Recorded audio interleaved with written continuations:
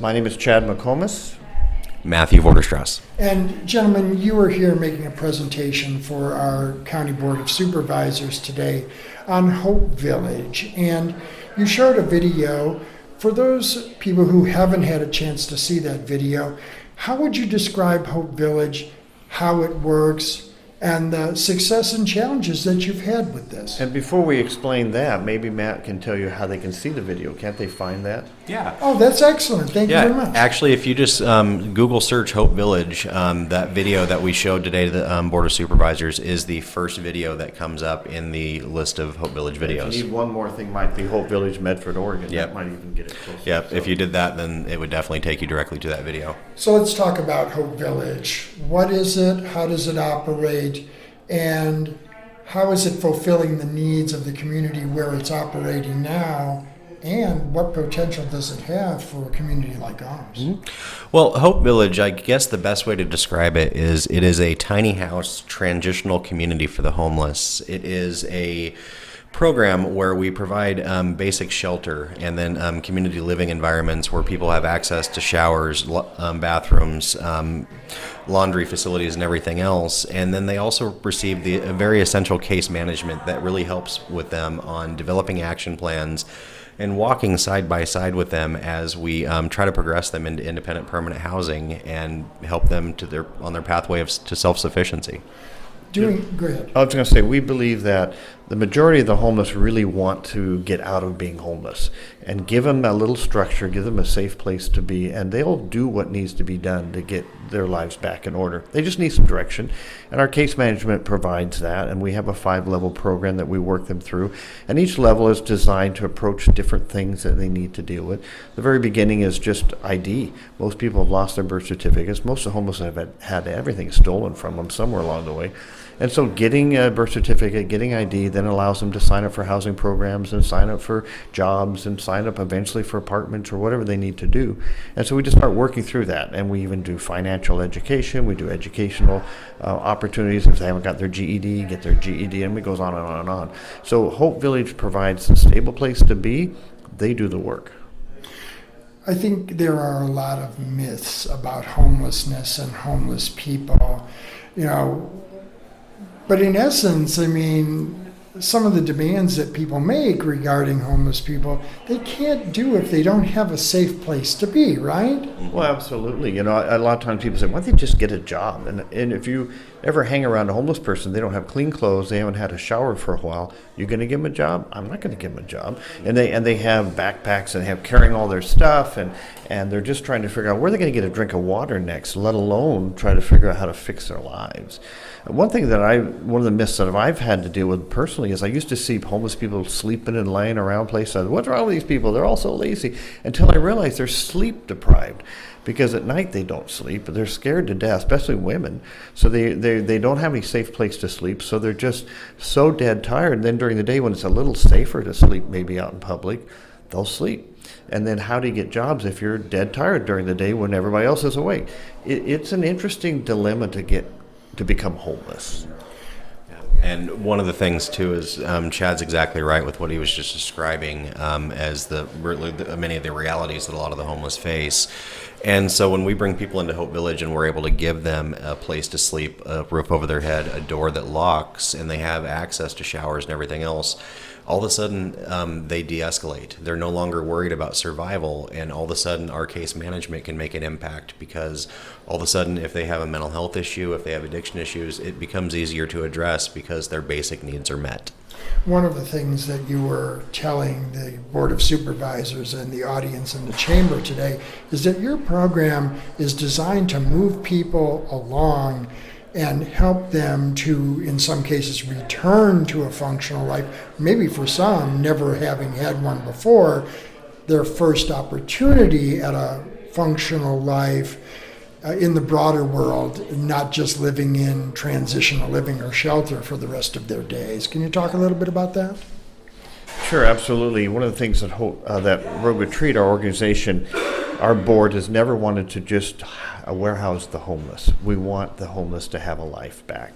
And so all of our programs are meant to push people on. One thing we noticed when we did some research on other villages around the Northwest is people would move in and never leave.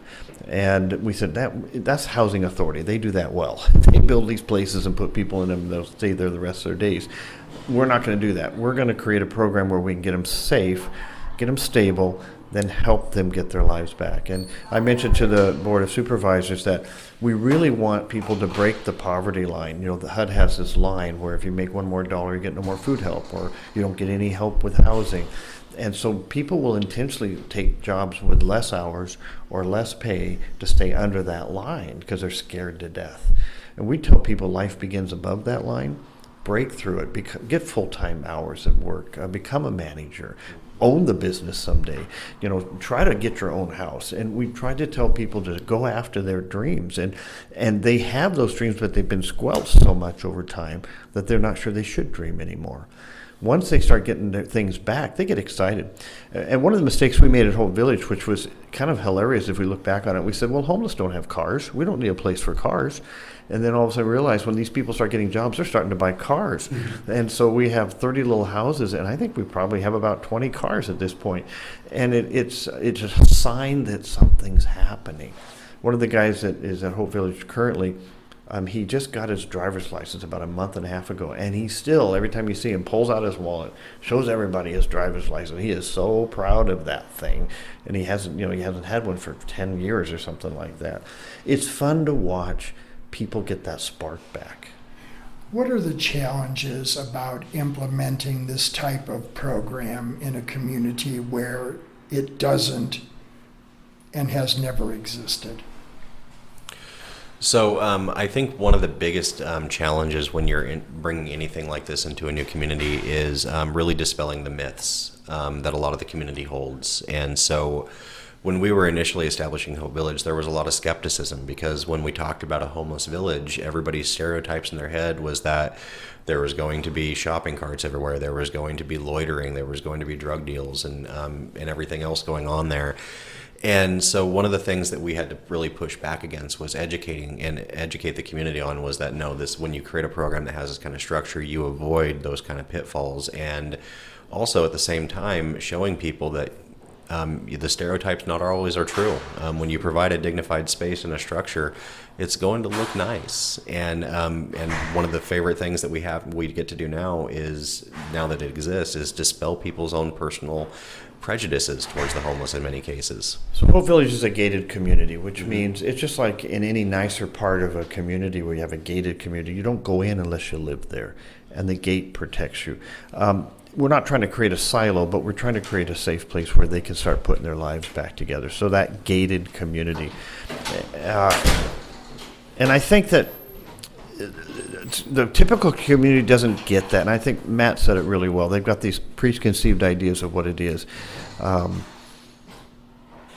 Any community could do what we've done. It's not like we've got some magic formula, but I think the fact that we've done it and it's been successful in our local city and our local police are just thrilled to death about it. It can happen anywhere. It just takes a group of committed people, a steering committee, and what we found is you pull these people together, they've got excitement, they've got energy, and once they know where they're going, they can make it happen. One of the things, and you address this with our supervisors, is people saying, well, I don't want to pay money for this. I don't want my taxpayer dollars going to something like this. And you had a very clear answer for that. What is that answer? I'm looking at Matt, he's looking at me, but I guess it was my statement, so I better say it.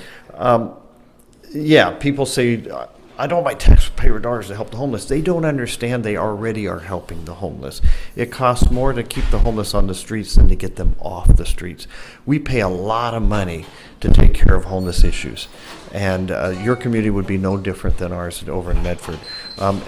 One thing that we have in Medford is it's against the law to camp in our city limits. I don't know if it's that way down here in Crescent City.